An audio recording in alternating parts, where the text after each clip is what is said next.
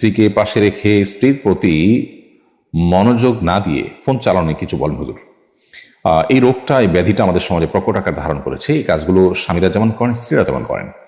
আপনার স্ত্রীর পাশে আছেন, স্ত্রীর প্রতি আপনার মনোযোগ দেওয়া দরকার। বাহির থেকে আপনি এসেছেন, এখন পরিবারের হক, তাদেরকে অ্যাটেনশন দেওয়া দরকার। নবী সাল্লাল্লাহু আলাইহি ওয়াসাল্লাম সুন্নাহ হলো বাসায় যখন থাকবো আমরা, তখন বাসার মানুষজনের হক আদায় করা, তাদেরকে সময় দেওয়া। সেটা না করে আপনি মোবাইলে আসক্ত হয়ে টিপাটিপি করছেন উদ্দেশ্যহীনভাবে।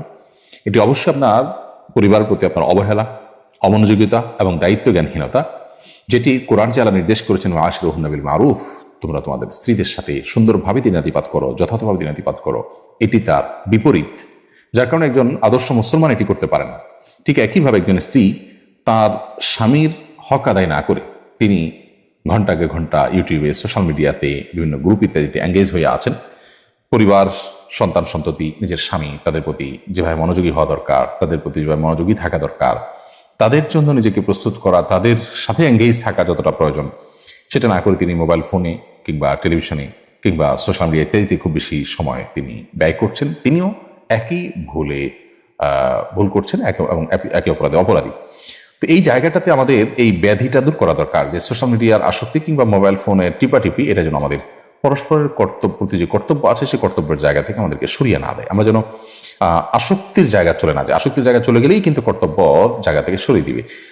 স্বামী হিসাবে স্ত্রীর ভরণ পোষণের ব্যবস্থা করলেন, স্ত্রীর শারীরিক চাহিদা পূরণ করলেন, জাস্ট এটুকুই তার প্রতি আপনার একমাত্র কর্তব্য নয়। আপনি তাকে সময় দেয়া, তার কাজে সহযোগিতা করা, তার ভালো সঙ্গী হওয়া, তার সাথে একান্তে সময় কাটানো, এই সবগুলোই কিন্তু স্ত্রীর প্রতি আপনার যে কর্তব্যগুলো আছে তার মধ্য থেকে।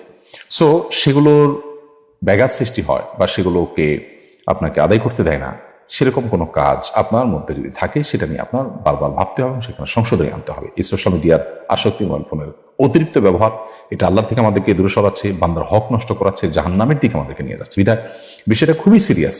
এটা কে খুব হালকাভাবে দেখার কোনো কারণ নাই। এই জন্য স্বামী হোক আর স্ত্রী, নারী হোক আর পুরুষ, সবাইকে এ ব্যাপারে দায়িত্বশীল আচরণ করতে হবে এবং এই ব্যাধি থেকে মুক্ত হওয়ার, সুস্থ হওয়ার চেষ্টা চালাতে হবে।